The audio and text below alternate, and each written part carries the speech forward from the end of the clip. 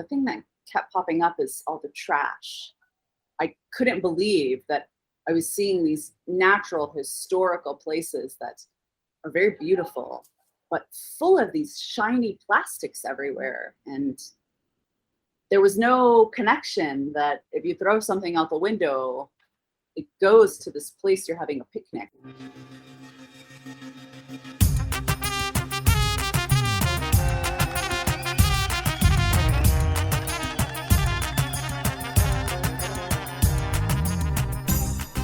Hi everyone, it's Ninorta bringing you episode 171 of the Assyrian podcast with Maria Nissan. Today's guest goes above and beyond in the environmental world. She's born in the US and is currently residing in Amman, Jordan. Maria's passions in art and the environment merge together as she turns Jordan's plastic waste into art. Maria has been featured in numerous media outlets and is known as the Assyrian Environmental Artist.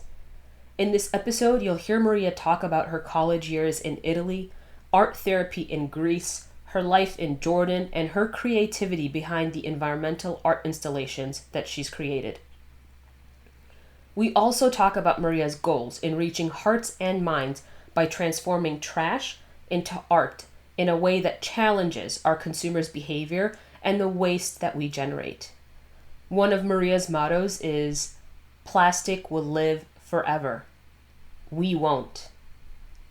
Before we begin, I'd like to take this opportunity to remind you to make sure you subscribe to the podcast, rate and review us wherever you're listening. Also, if you know someone who should be a guest on the podcast or even a host in your country, please reach out to us. You can find out more information on our website. This episode is sponsored by the Ushana Partners, a husband and wife real estate team. If you're considering purchasing or selling a home in Arizona or California, John and Rita are available to make your next real estate decision into a seamless transaction. Contact the Ushanas at 209-968-9519. Get to know them a bit more by checking out their website, theushanapartners.com.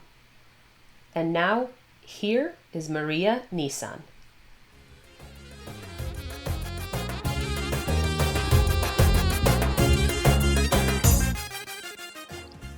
Maria, thank you so much for joining us on the Assyrian podcast. I'm so happy we got to sit down and have a conversation. Me as well. Thank you so much for having me. I'm looking really forward to finding out more information. Yeah, well, we're here to find out more about you. And this topic really kind of resonated, not just with me, but I think it's really important to talk about your work and what you do. So why don't we start off with you telling us about your background and upbringing?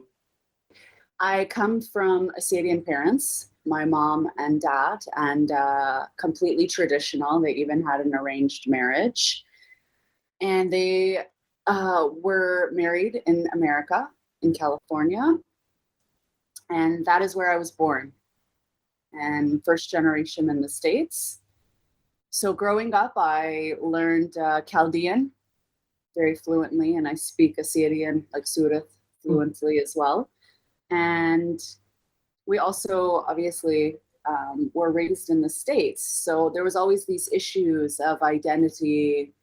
Where do we belong? And who are our people? And these kind of questions that you start asking a lot more as an adult, and as a child, you try to cover up as much as possible because you want to fit in with your surroundings. Mm-hmm. So this was a clash growing up. I would ask my mom not to speak in Surith in front of my friends. I remember it was very strange not being able to do the things my friends were allowed to do that were American. Their parents were a lot more lenient with the rules. Yeah. And I remember growing up, I wasn't even able to shave until I was in high school. And we're hairy women, so that was not fun. But yeah, now as an adult, I really value those things growing up and realized that it was part of the culture and tradition, and wish that I hadn't have been so embarrassed. Mm-hmm. But there was also this deep lack of understanding.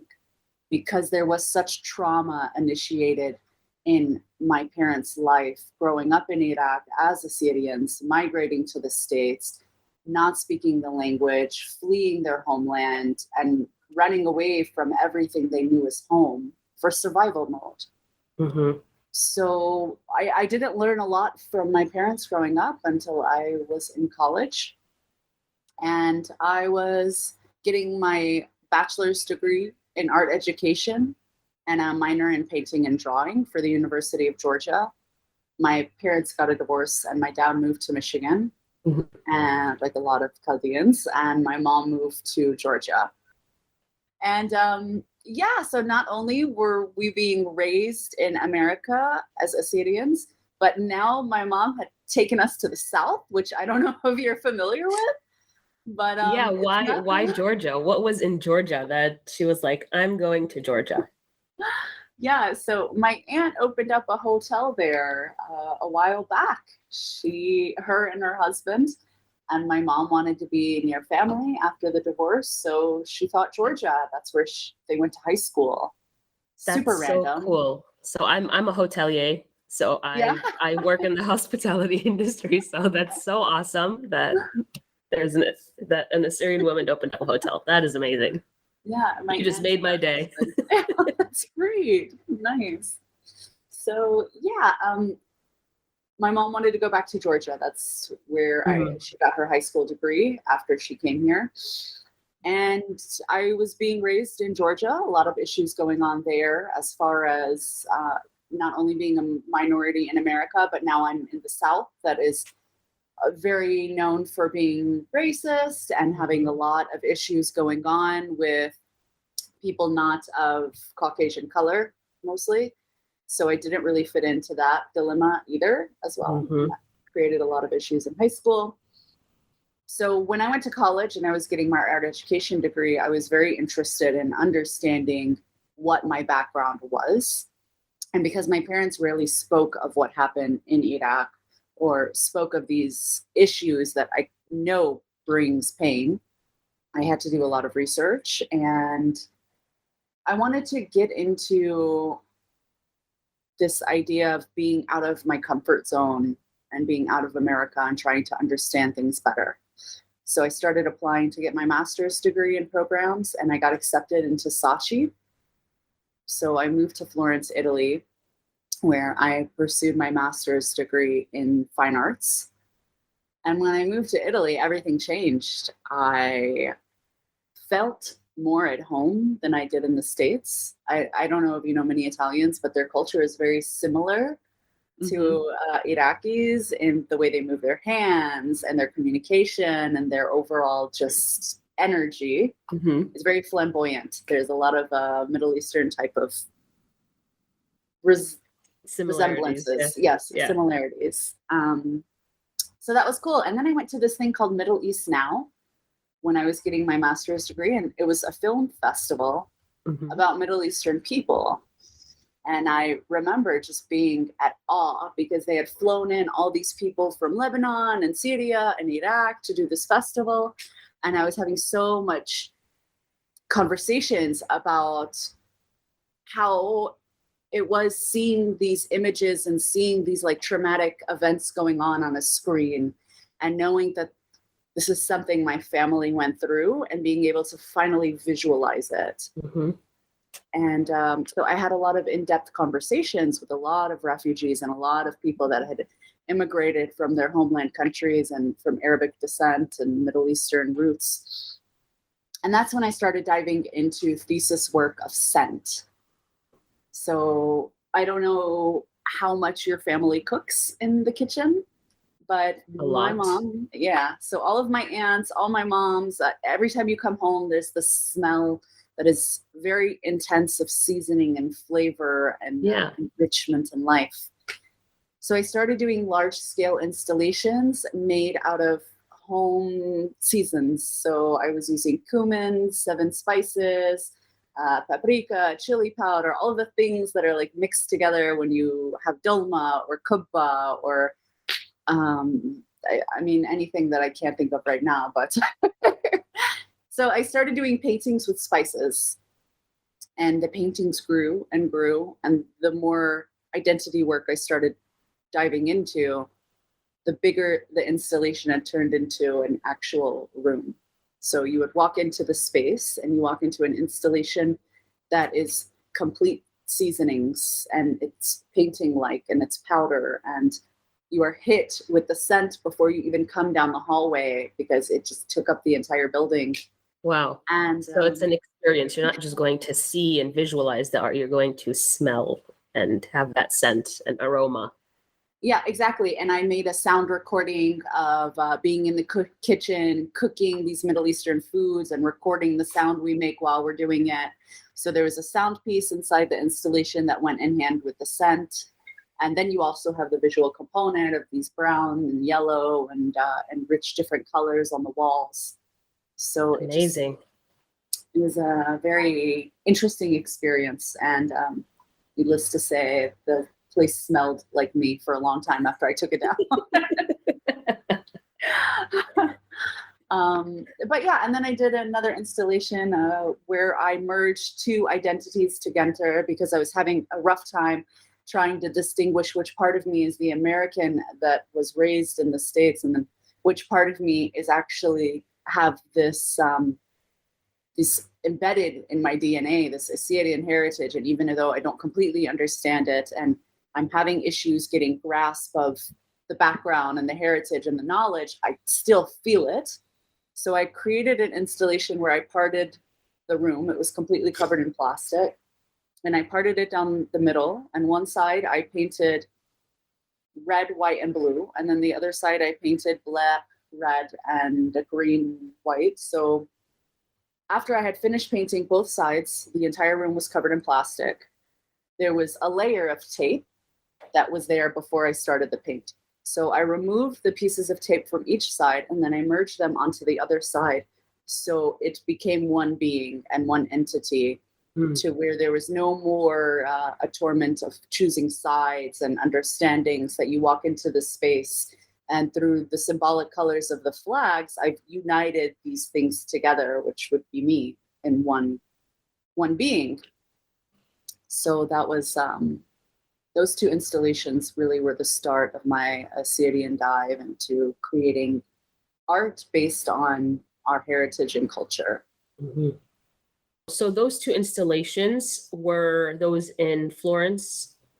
Yes, exactly. While I was getting my master's. So The first year in my master's degree is when I started doing my thesis project on Syrian identity, cultural belongings, and sensorial installations. Yeah, all of these pieces had some component of visual components and then also a sound that was inside the space, or obviously a scent that was incorporated. Wow.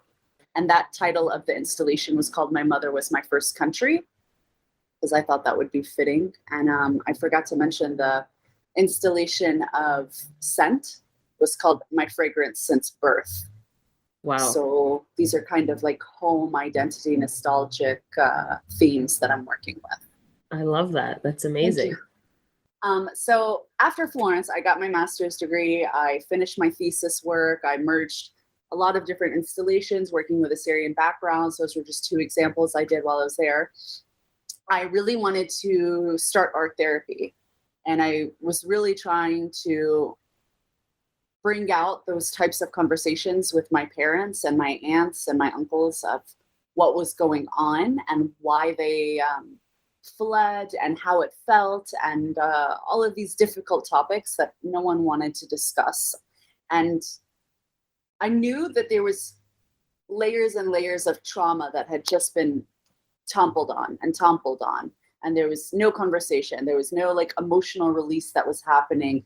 I mean, I can't even imagine how they did it, but they did it, and then they raised children and they just swallowed it all, and you can feel the tension. So I really wanted to help people that were dealing with these issues of moving from their homeland countries to a place that is foreign to them because of survival mode and because their home country is no longer fit and safe for them to be. So I started an art therapy program for refugees. And I decided to go to Greece because Greece is the first country they go to when they leave Syria and Iraq. It's kind of like the stop before they get to the European countries they want to live in. So I moved to Athens, Greece, and I started an art therapy program for refugees working there with different minorities of people, using art as a medium for them to express the emotional trauma that was going on with them without having to use language or words or feeling completely vulnerable, because there's still this sense of mystery in what they were drawing and what they were writing that didn't completely speak obvious to me, but I could tell that they were working through something. So I wanted to give them the channel and the medium to get through that, so they didn't have to go through what my family has gone through that I saw firsthand. So I was working with LGBT community people. I was working with Iraqi young adult girls who weren't even speaking English. They came to Greece. They weren't speaking Greek. They were also teenage girls. So that's a very difficult time in anyone's life, let alone Iraqi people. And they had their brothers and their uncles and their fathers, and they were living in squats and dealing with these types of things that no teenager, no child should ever have to endure, let alone huge amount of people coming in at once. And so I worked with a lot of different groups.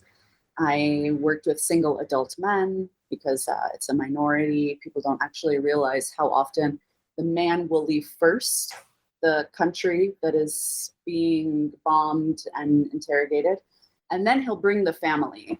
But while he has gone and he's trying to find security and find job and all of these things, he is at the bottom of the ranking because he doesn't have children and he doesn't have a wife. So they have the least amount of resources offered to them. So I was doing a lot of art therapy with them.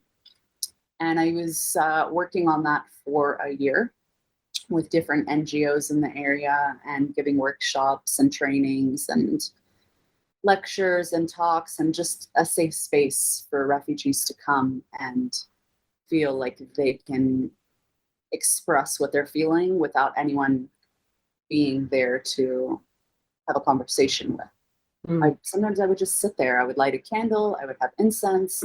I would play classical music without words.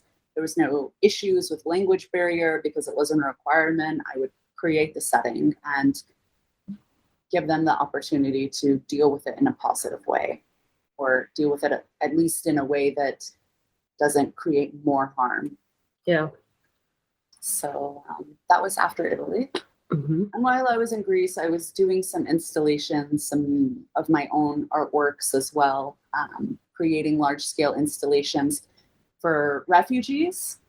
I would go to the squats and go to the squares, and I would see a lot of things happening that children shouldn't be, it shouldn't be happening, but the kids were witnessing a lot of things that shouldn't have been taking place. The children who were ripped apart from their identity of home and security that are now in Greece. We're seeing a lot of sexual exchanges, prostitution, drug deals, people shooting up heroin in the squats. And it really was so heavy on me. And I would see all this plastic trash because around the squat was cafes that had plastic coffee cups.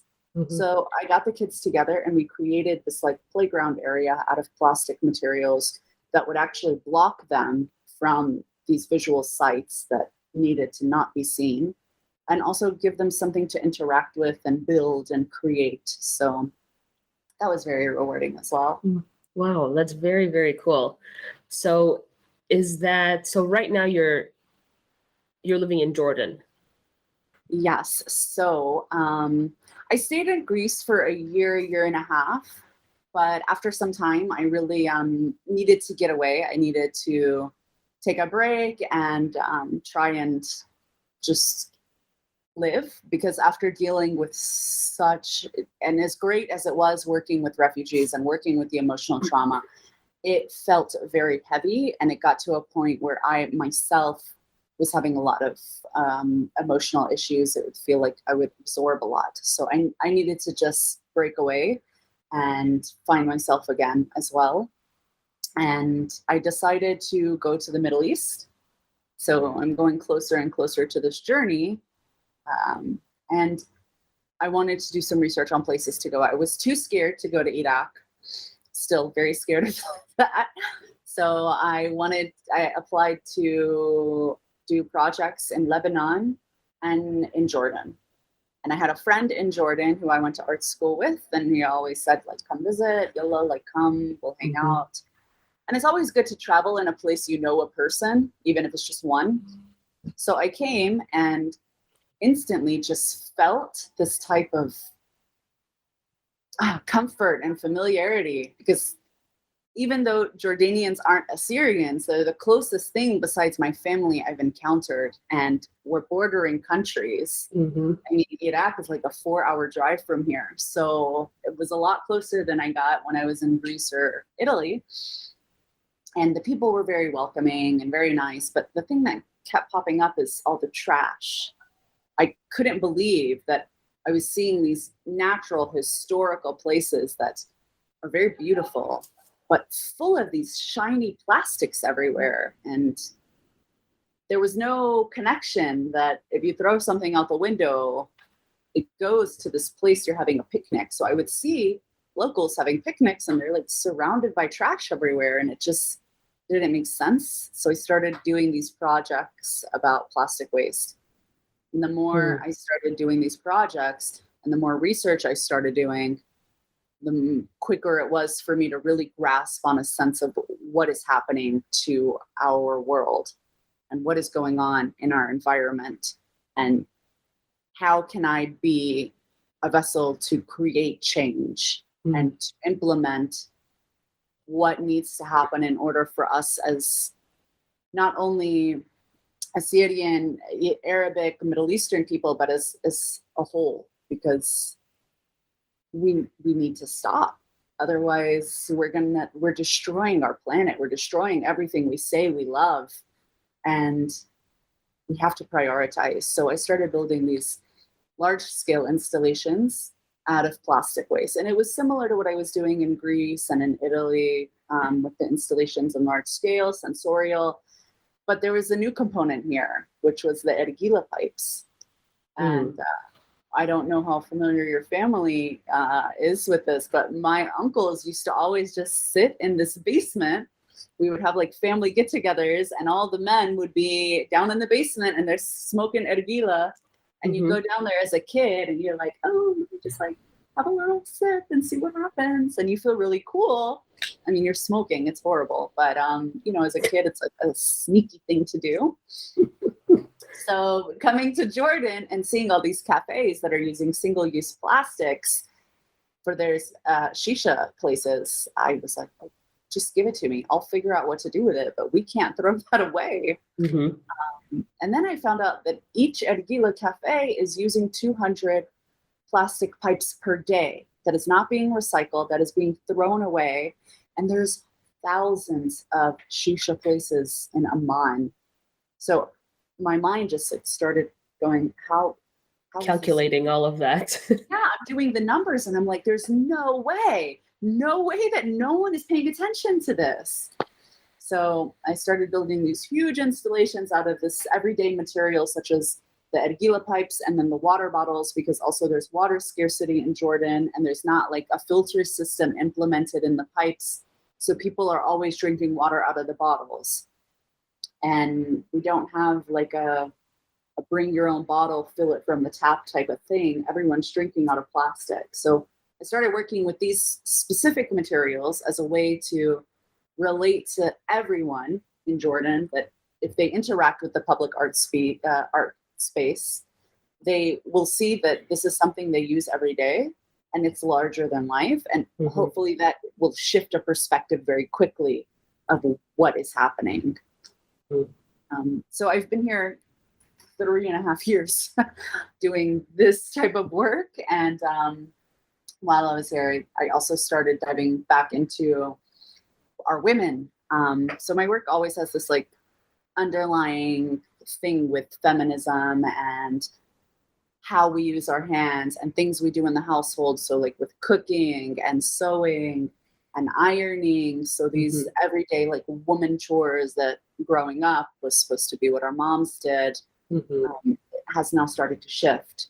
And while it's not shifting completely as we would like, our women are strong female leaders and they have these traits that I've never seen in another culture. I've been living abroad for I'm going on 7 or 8 years now, and I've traveled all over the States. I used to be a flight attendant, and I've never seen any women like our women, and these strong leaders needed representation.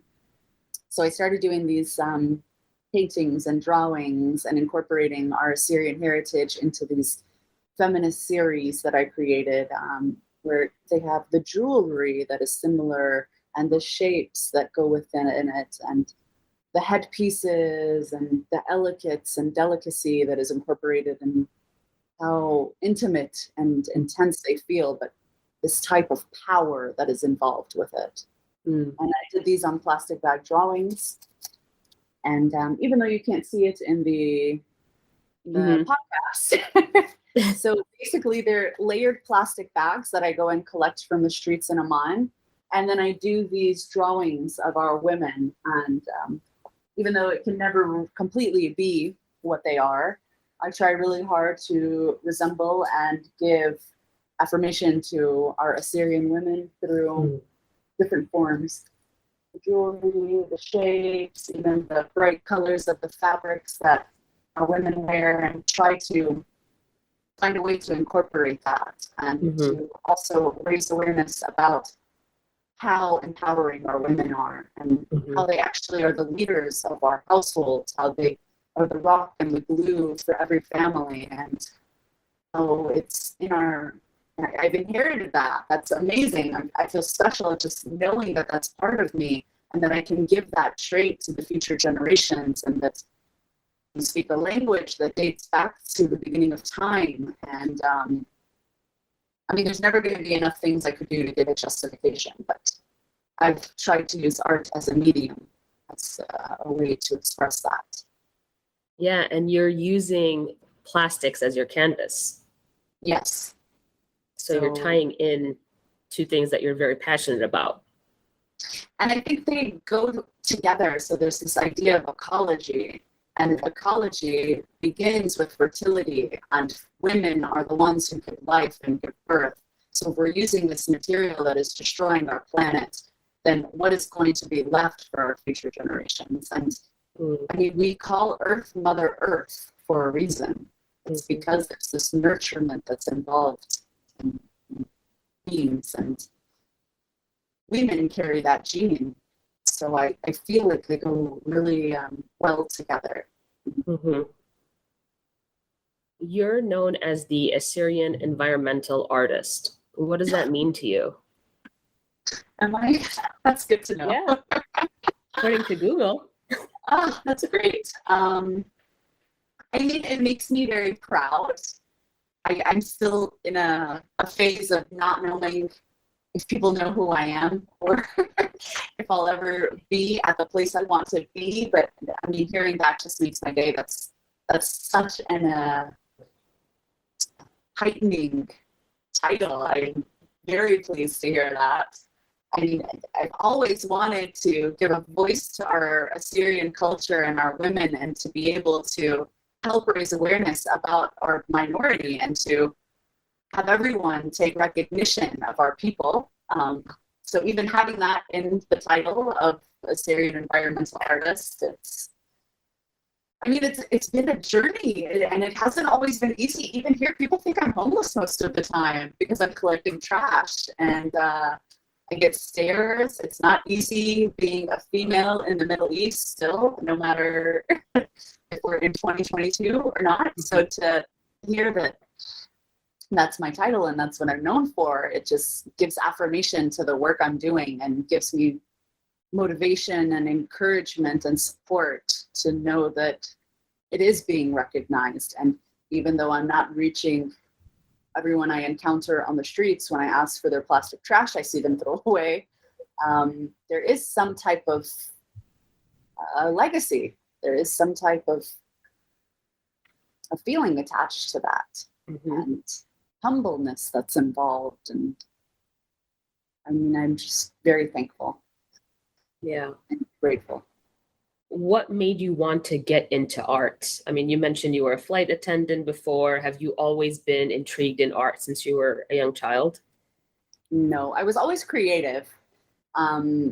So my parents used to hate my bedroom. There were always these random creations all over the room and holes in the wall and paint everywhere. But I didn't realize I was an artist. I mean, kids are just creative naturally. And when I was a flight attendant, I was at a point where I wanted to settle down and get a degree. So I went back to school. I gave up being a flight attendant, and I just applied for a bunch of fun classes. I think I was 25 years old, and it was the first art class I had taken since elementary school. So I took drawing and pottery and ballet and dance, and I fell in love with pottery. And by the end of the semester, my professor sat me down and said, "You need to be an artist. You need to change your major." And I thought he was joking. I was like, "No, I don't think so. I mean, this has been fun, but I'm just going to figure it out." So then he set up another meeting with me, and I was like, also, I was very insecure. I was like, "Look at her piece. Do you see what she's doing over here? I'm nothing compared to this girl." Or like, I mean, it's natural that we do the comparison. So then he did another meeting with me. And again, he tried to convince me to change my major to be an artist. And he showed me my first art piece that I created in the class and my last art piece and everything in between. And I could see the progression. And he said, being an artist isn't about something that you're making and it's great. It's about how much progression you make during a period of time and how much effort and energy you put into that. And I mean, my first art piece was like this thing that was broken. It was cracked. I wouldn't have shown it to anyone. I mean, I'm pretty sure it was in the back. I didn't even know if you could find it. And even my last art piece, I wasn't like super enthused about. But once I saw it in a line, I was like, oh, maybe this is something I could do. And ever since then, it was the only thing I felt a shift. Like I was excited about classes. I was excited about homework. I was killing it in coming up with creative things and creative concepts, and it just worked, and nothing else had ever worked up until that point. Well, that's amazing. Thank you. I mean, you also mentioned about like what kind of started your environmental art journey when you were with the kids and turning like a park, pieces that you had found into a park. Was that your like pivotal point of knowing that this is what you wanted to do in terms of environmental art? It kind of happened during my thesis project. So with the project I was doing with the installations of Assyrian cultural identity and feminism, after each installation, I would take it down and I didn't want to throw it away. And then my last year, getting my master's degree, I strictly started working with waste, with the same things, but collecting food items. Like I would go to the Italian coffee shops and collect food grains after they would make the coffee. And I would create sculptures from the coffee grains and filters. And when students would leave from the study abroad program, I was collecting fabrics and making huge rooms. So the idea of waste started when I was in Italy. It didn't fully get fruitful until I guess Greece, but I was creating this book at the end of my master's thesis project, and it was a Chapters of Life book, and it was recycled from every installation and project I had done during my 2.5 years in Florence. And I guess that was my first huge environmental piece that was able to incorporate all of them. And then it just kept going. The more I started researching and the more I started observing, I never was able to steer away from it. And I just kept thinking, like, where does all the trash go? What do we do with this food after we're done? Or what do we do with these clothes that don't work? And it just didn't make sense. It still doesn't make sense. Yeah. So yeah, I was never able to do that.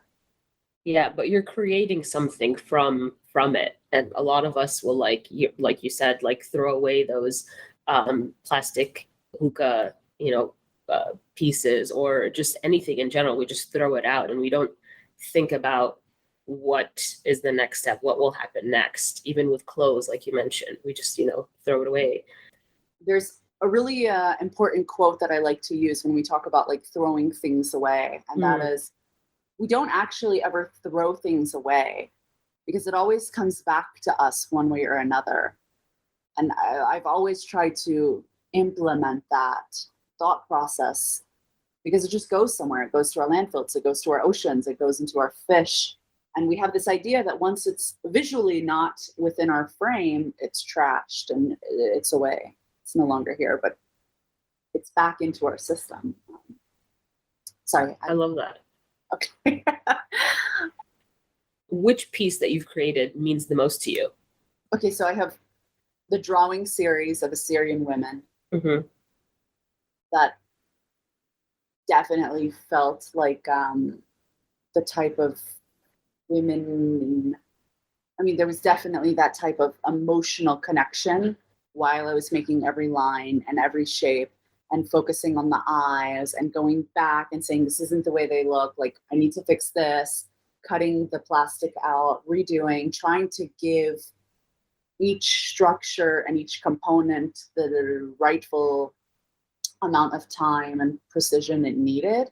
But it was also very challenging because of that same reason. I never felt like they were good enough. But there's a type of love that's endured in that because I mean, the series is named after my khaltis, my aunts. So I have my mom and then I have my four aunts. I mean, my three aunts that are involved on my mother's side. And in my head, within the next year, I'll have my dad's side of aunts included because, we have big families. Yes. So I think that one's the most important and the most like time and energy and love.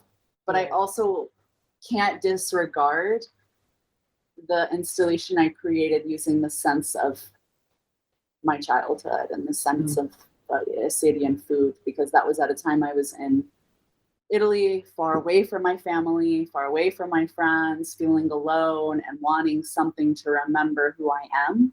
And that installation really was a way to instantly bring back those types of memories and feel like there was not so far away and not so distant connection. So that got me through a very difficult time. Yeah, so it's hard to choose. I guess one installation, one painting. Yeah, that works. At what point did it click for you to say, I could turn plastic or these recycled materials into art? I don't think there was ever really a point. There was more of a progression. I would get super frustrated. Plastic's an incredibly difficult material to work with. It looks flimsy, but I've never had such a struggle trying to find adhesives and paints that work and how to cut things without having blisters all over my fingers. And I mean, it's still a struggle. We literally own 10 different scissors because it's trial and error. And after a while, the scissors just stop working. And we have to guess because they don't have the same brands here. So, I mean, I never really figure it out. I'm always just like, well, we'll give it a shot. I mean, let's see what happens. It's trash. I'm surrounded by it. I'm not running low on materials. So yeah, it's been a progression. The first couple of years were horrible. I had so many burns all over my arms. I was getting cut left and right. I was just like, I can't handle this material. And I would steer away from it. I'd be like, you know what? Paper is so much easier. They sell all that stuff in one store. I can just pick it all up. I can come home, pen to paper. I got a drawing in 2 days.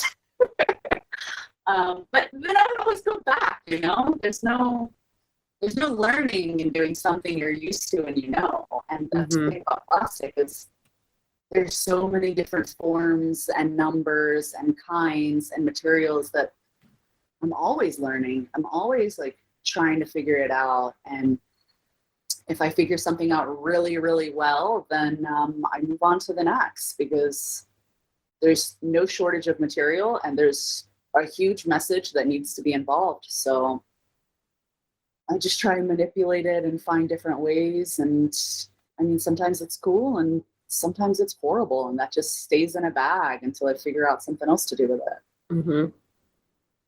You mentioned that you're trying to like send a message. Have you been able to get through to Well, anyone? you just told me I'm called the Assyrian Environmentalist. Yeah, So there you go. it seems like something's working, which is super cool. Yeah.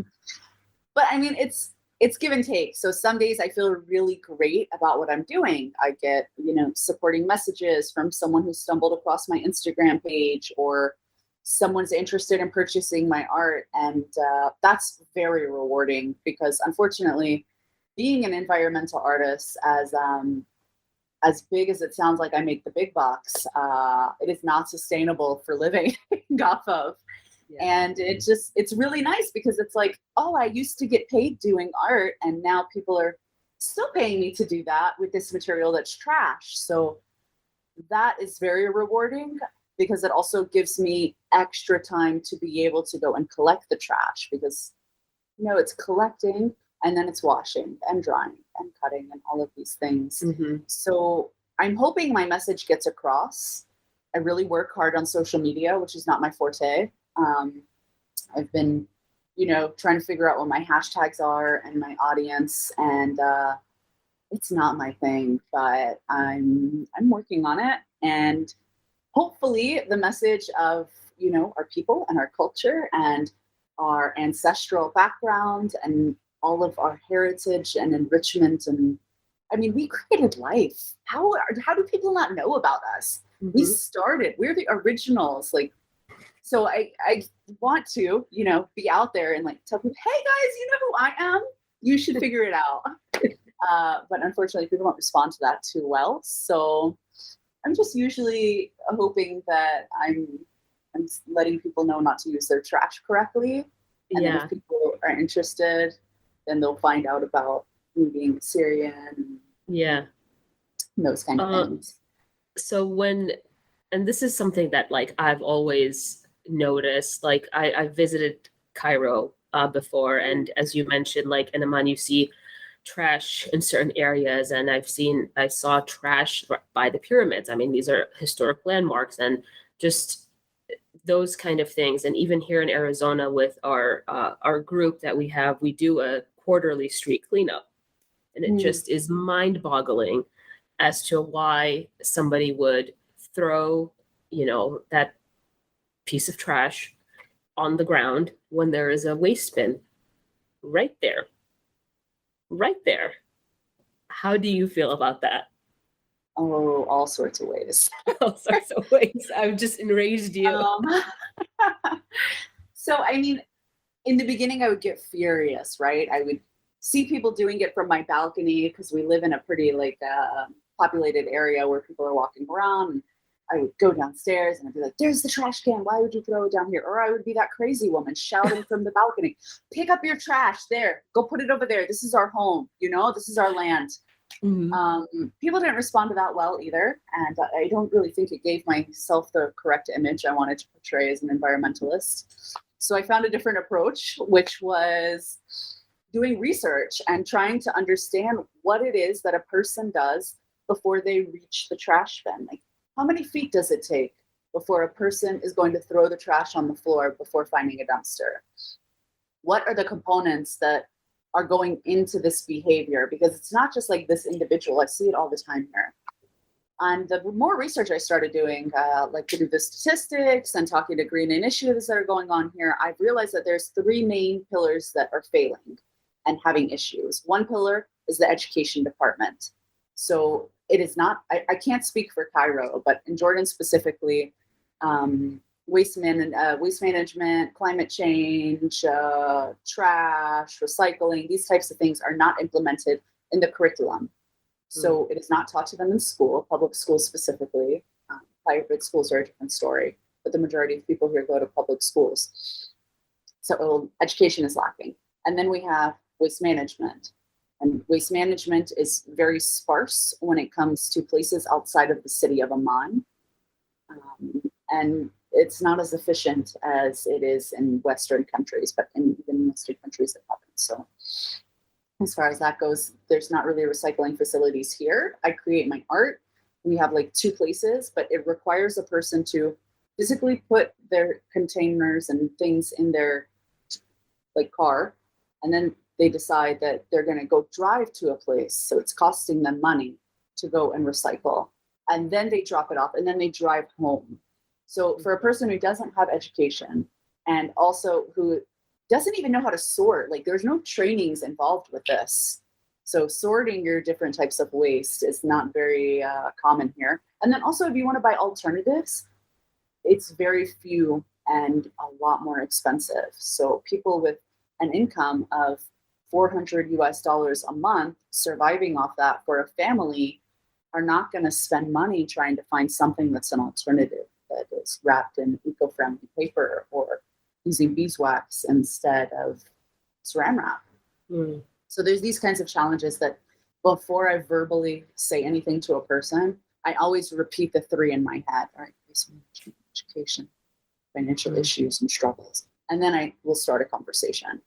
And I'm usually a lot more from an understanding type of, it's not an individual's fault, it's a system that we've all become accustomed to and we've all grown and part of.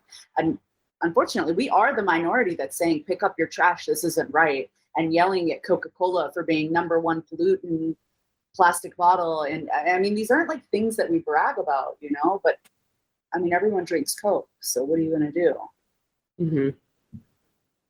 So I have a lot of different emotions. Mm-hmm. And I try to balance it, and I try to go up to a person, and first I don't get defended. I don't say like, hey, this is your trash, there's a trash can there. I'll say, hey, did you drop this? Like as if it was an accident. Then I'll pick it up and I'll say, oh, well, like I'll get that for you. The trash is right over here. And then I'll start walking and doing it. And when they see this happen, there's two things that take place usually.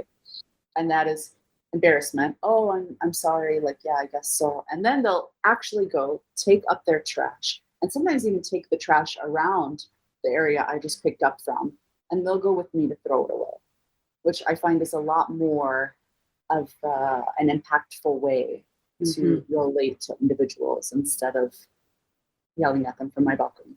So, show them. Yeah, exactly. And I just like that. try and be mindful of what's happening in their world. Yeah, that's very true. So I was researching online about you and the work that you're doing. Can you tell us about your Plastic Oceans project? Well, Plastic Oceans was a series of installations because I couldn't find a better name for it. I was like, and each Plastic Oceans had a number in top. So each number was significant to the amount of plastic articles I was collecting for that specific installation. So it would be like 1,222 plastic oceans, or, 2,085 plastic oceans. So that just continued and continued because I felt like it was such a good thing. People could understand just within the title that this is a number followed by plastic oceans and plastic oceans. So there was no need to even like explain a lot of things, which is what you want when you're creating public art pieces, because a lot of people aren't going to stop and read things. So that series was about creating large-scale installations and having people understand that there are different things we can do with this trash, and it doesn't need to go into our ocean. And then inside of these spaces, I was asked pretty often to go and do workshops or to go and give lectures. So I would come back, revisit the space after it's been built, and give lectures and workshops about what it means, what we can do, offer alternatives and educational type of spin on it to let people know. But I found that the Plastic Oceans series was specifically impactful because it was in places that were visited pretty often by everyday people. I did Plastic Oceans on top of rooftops in the neighborhood. I did Plastic Oceans on the street. I did Plastic Oceans in cafes. I mean, I did different series of these in places where I was reaching a different demographic than the enriched hierarchy, artistic, art gallery goers type of people. So that was very nice for me because I was able to shed light to people that wouldn't really always be able to be exposed to those types of educational issues that were going on, and also aware of what happens to this thing after we use it. and how many of these we can use in a short period of time. Because I was collecting it from these places. I was collecting the trash specifically from that restaurant. So it wasn't something far away, like from down the road or down the street. It was site specific. Mm. So when people would like go on Rainbow Street, which is where I was collecting it, and see these installations, they would think, "Oh, that's here," and then they could see the trash on the floor, which it always is. There's always trash here, and they could say like, "Oh, this connection," and there was no need for me to always be present and express that. So that was a different type of engagement that I really enjoyed. Mm-hmm. Is microplastics JO part of the Plastic Oceans? So Microplastics Joe, everybody calls something Joe as a way to shorten Jordan for brands here. Ah, okay. Yeah. Microplastics Joe is its own thing. And it's the same idea, right? So I'm collecting plastics from the Wadis, from the Dead Sea, from Wadi Ram, from Amman, different places, and bringing it home, washing it, drying it, getting the material prepped and ready to be created into something else. And then I take these plastic bags, so it's all single-use plastic bags for this product, and I create things that are affordable for people here that can go in the home and serve as function. So it's not so much an artistic gallery installation sensorial thing. It's something that people can afford that don't have a large income, and that they can readily see. It's something that is functional and will live longer than the intention of a single-use plastic bag, which on average, a person uses 5 to 12 minutes a day. And then it lives 1,200 years, 500 years, depending on the actual type of material. So with this, I braid and I pleat and I layer and create baskets. I create plant hangers. I make mats. I make rugs. I make coasters, different types of things that go into the home that also serves as a purpose. And it's new. People, when you think of plastic trash, and then you think of a plant hanger, you're thinking it's going to be dirty, but it's new, it's clean, it's shiny, it's the way it was in the beginning, and it's going to live forever. And also, you're saving these plastic bags from actually going back into our ecosystem that's going to harm our plants and all of our life that's going to happen during and after our times. So with this, I just created a brand out of it to try and still implement the idea of raising awareness, but also telling people, like, I could teach you how to do this. I offered to give trainings and workshops, teaching women how to create these baskets. So hopefully that will get the momentum as well. But it's fairly new. Me and my partner started this about 6 months ago. Mm-hmm. So we don't have that much reach on social media. But I mean, for instance, right now, he is doing a fair, selling the products at a fair for a 4-day eco-environmental festival that's happening with Impact Top of Mind. So people are interested. Absolutely. And I mean, the more that you talk about it and bring it up, the more that people will be like, yeah, this is definitely something that I can, that I can do as well. What inspires creating a certain piece of art? At what point do you get that kind of like click of like, okay, this is what I want to do with this particular item? Oh, I don't. Do not. You just wing it? So recently I was asked to create a series of flowers made out of plastic bags. And I remember 3 years ago, I used to try and figure out how to collage the plastic bags together to create this type of thing. But I also remember all the scars on my arms. And I was like, do I really want to revisit that? Because that was a painful time during my exploration. But then I said, okay, I need to figure this out. This will be cool if I can do it. So trial and error, honestly. And at some point it worked. And I was super, super surprised and ecstatic and happy. But I rarely go into a piece knowing exactly what it's going to look like. And I have a very difficult time when I'm getting commissioned to do pieces or ask for project proposals. I try to be as vague as possible. I hate submitting pre-sketches of what something's supposed to look like.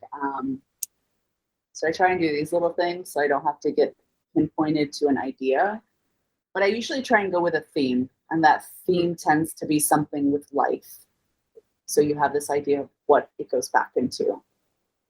So a growth of some sort. I like to incorporate sensorial things, so something someone can walk through and interact with and touch. I try to find something that shows the texture of plastic.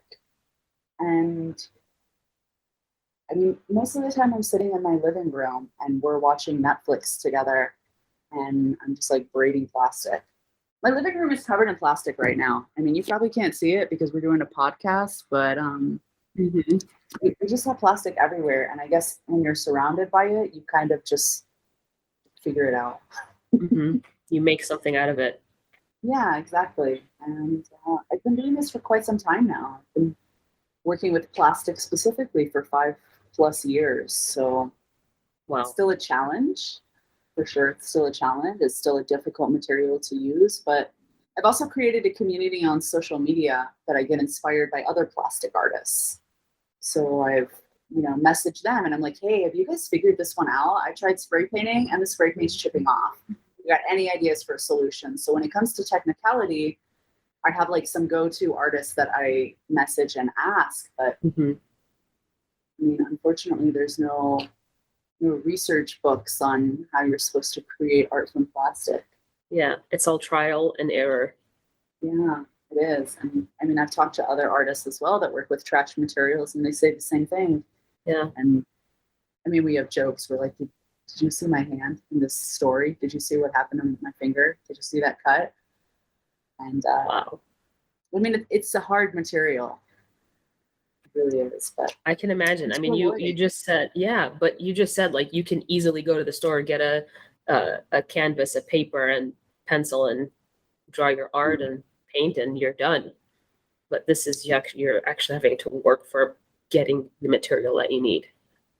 Yeah, exactly. And sometimes I get custom orders, and I'm like, I don't have that plastic color, and I'll get questions like, oh, well, can you come buy it, or do you think you'll get it by May 31st? And I'm like, I can try and look for purple plastic in the streets while I'm going for a walk.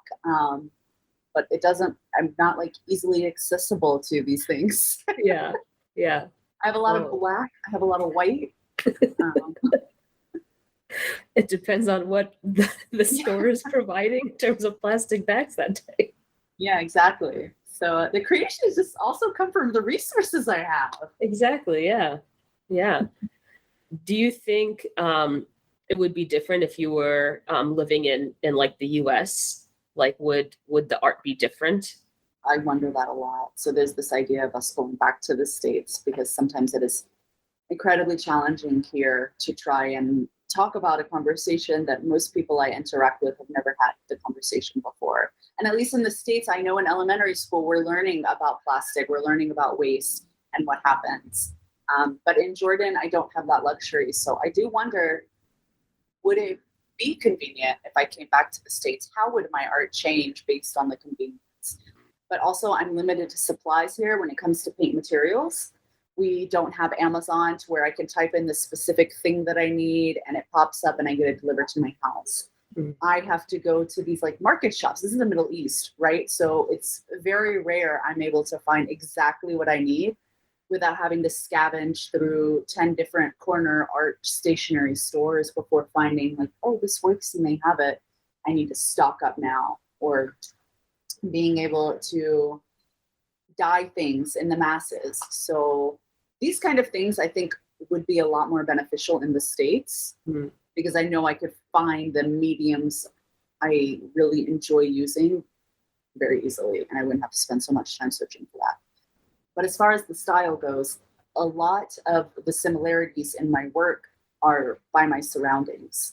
So if I'm surrounded by an Arabic and Middle Eastern culture, that is going to naturally come out in my work, as opposed to America, where if I go to America, I think it'll get more Western. It'll become a little bit more tied to the culture and the things I'm seeing on the everyday experience. So absolutely, it will change in that sense. Mm-hmm. I don't know how, but I'm sure my artistic self 10 years from now remind me on Facebook. Memories, yeah. I get those Facebook memories now of when I used to paint on murals. And I was like, oh, that was nice. I used to just buy paint and put it on a canvas. That was a great day. One of my co-hosts wanted to ask, what are some challenges to expressing yourself? Through the medium or in general as an artist? In general, as an artist. Well, it's hard to know because I juggle a lot of different things and it depends on the day. So one problem is art piece takes time and my emotions go back and forth. So something I'm interested in today might not be so interesting in 2 months. So an issue I have is finishing out drawings specifically, because drawings require a different type of concentration and more focus as opposed to the installations and the baskets that are more rhythmic and therapeutic, and I don't have to think about what I'm doing while I'm doing it. So interest is one. And other challenges I face as an artist expressing myself would be figuring out what my theme is, because there's so much stuff going on. I'm an Assyrian. I want to talk about women's rights. I want to talk about the shootings that are happening in America. I want to talk about what's going on with abortion laws right now. I want to talk about the refugee crisis. I want to talk about what's going on with world hunger. I want to discuss our education, our healthcare, like those types of things. And I feel passionate about all of them. Luckily, environmentalism just falls right into all of those things. And plastic is something I'm able to use as a medium to describe the environmental part, but to pick a theme is what becomes challenging, especially when things are happening. So for instance, right now, we just had the gun shootings in America, and I'm talking to my partner and I'm like, you know what? I've never been to a country where there's gun shootings with children. I've never gone to a place and been in a country having conversations with Italians or Greeks or people from Spain or Jordan, and they're talking about a gun shooting. And it's just, and growing up in the States, it became normalized. I mean, it was something that, okay, there's another gun shooting. Which state is it in now? What happened? How many people died?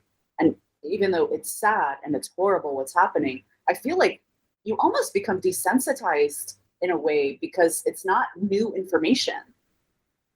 And hearing about it while I'm in another country and having this perspective that this doesn't happen in other places.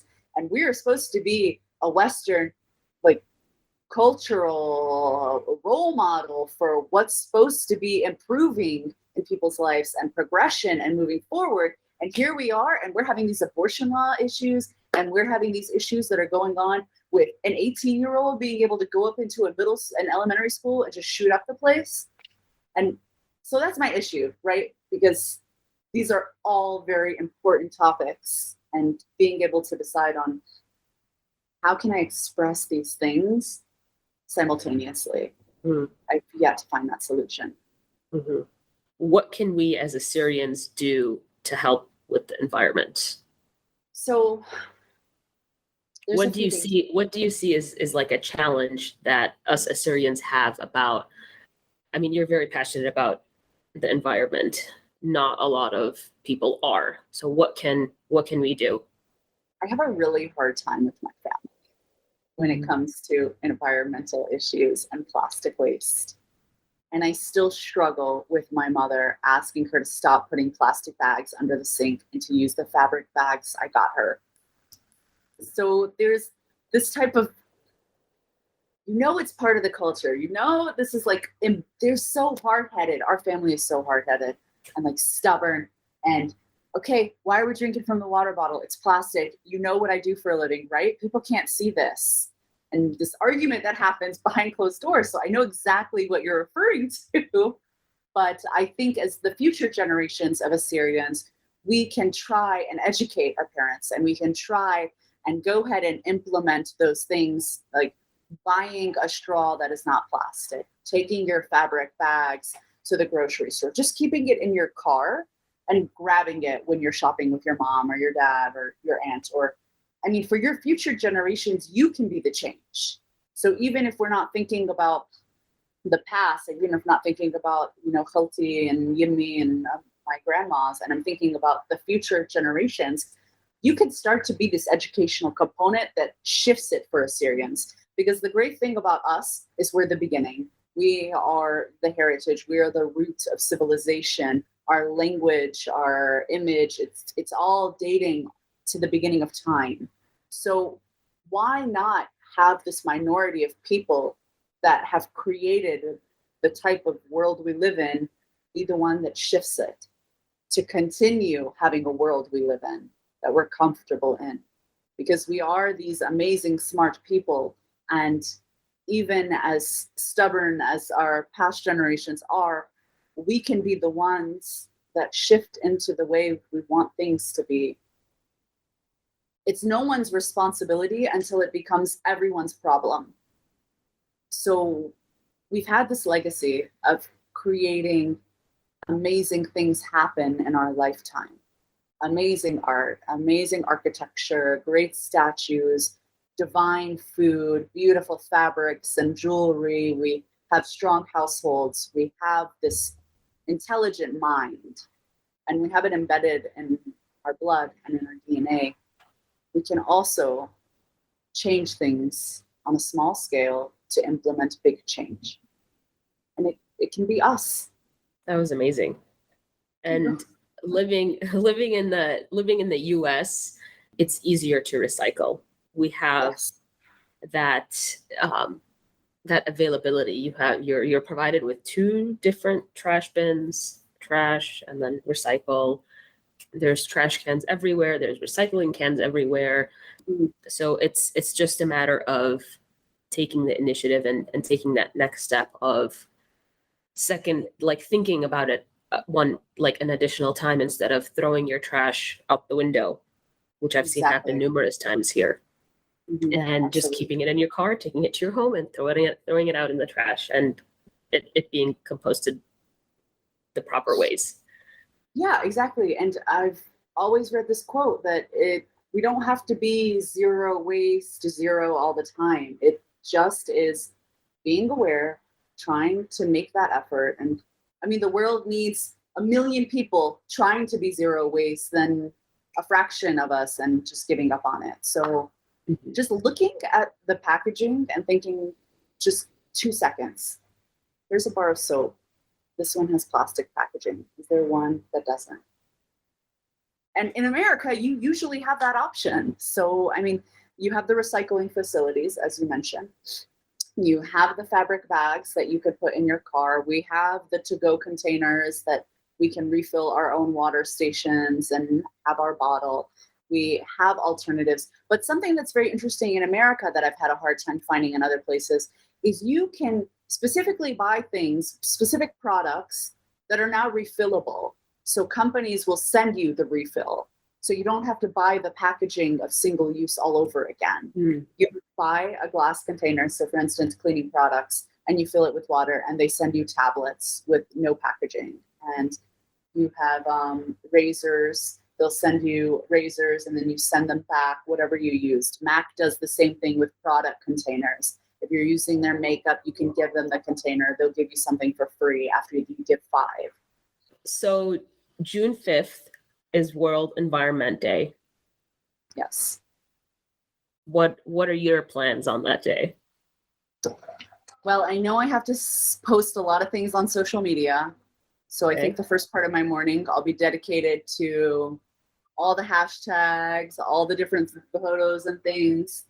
And then once I could put down the social media and go to the side, I actually have an exhibition going up on the 3rd, which I'm really excited about.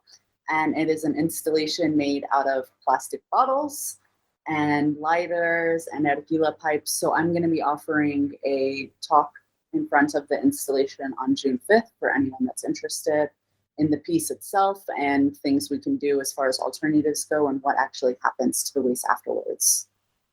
So that's I'm awesome. Really looking forward to that. Thank you. That's awesome. On a final note, what is one thing that you'd like our listeners to hear from you? And we have listeners all over the world. No pressure, right? No Final pressure. note, no pressure. I think that something that is very important is that we're able to recognize that anything we want changed, while everyone has a voice, we have something in our blood that tells us we are change and we are survivors and we are warriors. And with this type of vocab and constant assuring of what's happening inside of our body, we can also implement that outside into the world and be the change that we want to see. You can be the role model by picking up the trash for another person and showing them where it is. You can be the role model by teaching the younger generations about what they need to do in order for the world to be better. It all starts with a voice, and we have the loudest on earth. So use it.